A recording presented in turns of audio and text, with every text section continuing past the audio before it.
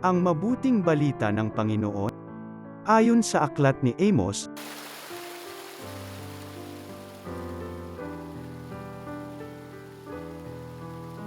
ito ang sinasabi ng Panginoong makapangyarihan. Kahabag-habag kayong namumuhay na maginhawa sa Sayon.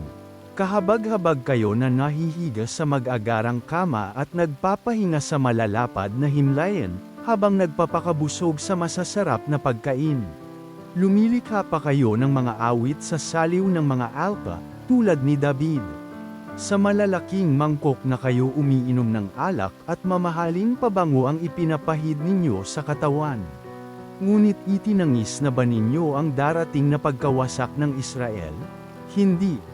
Kaya nga, kayo ang unang ipatatapan. Matitigil na ang inyong mga pagpipiging at pagsasaaya. Ang mabuting balita ng Panginoon.